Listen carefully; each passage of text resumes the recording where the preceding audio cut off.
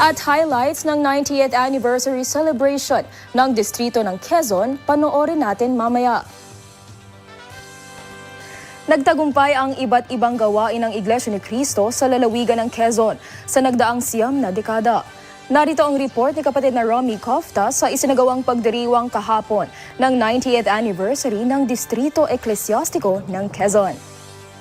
Dito sa Quezon Convention Center sa Lucena City, isinagawa ang in-concert ng Distrito Eclesiastico ng Quezon. Bahagi ito ng pagudita sa ika-70 anibersaryo ng distrito. Sinimulan ng programa sa ribbon cutting para sa inihandang photo exhibit ng distrito at sa pagbasa ng mensahe ng tagapamahalang pangkalahatan ng Iglesia ni Cristo, ang kapatid na Eduardo V. Manalo, na binasa ni kapatid na Criselio de Lasso, tagapangasiwa ng distrito. Masayang-masaya kami dahil sa nakasapit po sa ganitong kalagayan ang iglesia dito sa distrito. At alam namin nagsimula ring maliit pero dahil po sa tulong at awa ng ating Panginoon Diyos at sa paggabay ng ating tagapamahalang pangkalahatan at mga naging district staff ng distrito ng Quezon, ito na siya ngayon at maluwalhati na nakasapit na siya sa ika-70 anibersaryo. Bago pang itinakdang oras, naabutan ng INC News Team ang paghahanda ng mga performers at nasa production team para sa kanilang pagtatanghal ng iba't ibang Iglesia ni Cristo original music. Nakita po namin ang kasabikan ng mga kapatid, ng mga may tungkulin, lalo na po ng mga performers dito po sa gagawing pagdiriwang sa ika-70 anibersaryo ng aming distrito.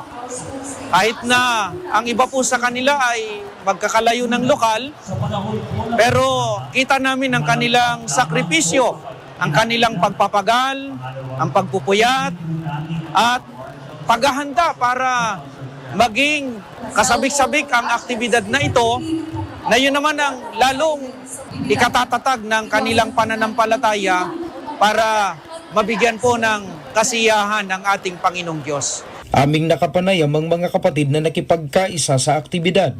Ang aking pong dinaluhan sa gabing ito ay ang 90th anniversary po ng ating distrito. Mahalaga pong maalala natin ang kasaysayan ng Quezon para upang malaman po natin kung saan ang pinanggalingan at ang pinagmulan po ng ating distrito. Nakakatulong po ito sa aming po mga kabataan na makita po kung gaano po kasigla ang iglesia po mula po sa Quezon. Lumago po ang aking pananampalataya at tumawag po ang aking pananaw tungkol po sa mga ganito pong aktibidad.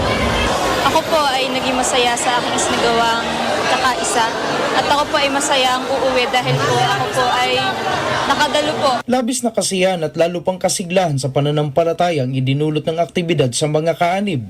Ipinahayag pa ng mga kapatid ang pakikipagkaisa sa aktibidad ay nakapagdulot sa kanila ng lubos na kasiyahan at inspirasyon sa lalong masiglang paglilingkod sa Panginoong Diyos. Para po sa ating tagapamahalang pangkalahatan, maraming salamat po sa patuloy po na pag-iingat at pag-aalaga sa Iglesia ni Cristo. Bago po ang pagdating ng ika-70 na anibersaryo ng distrito, ay nagkaroon din po ng pagdiriwang ang kabuuan ng iglesia sa kanyang ika-112 taon ng kanyang kaarawan. At lahat ng ito sa kapurihan po ng ating Panginoon Diyos, sa paggabay, pangunguna po ng ating pinakamamahal na tagapamahalang pangkalahatan, kapatid na Eduardo V. Manalo, at sa ating pangalawang tagapamahalang pangkalahatan, kapatid na Angelo Eranio V. Manalo. Maraming salamat po sa patuloy na pagmamahal, sa patuloy na pagmamalasakit, at pangunguna po sa buong iglesia, kasama na po ang Iglesia ni Cristo dito po sa distrito ng Quezon. Mula po rito sa lalawigan ng Quezon, ako po si kapatid na Romy Cofta para sa Iglesia ni Cristo News Network.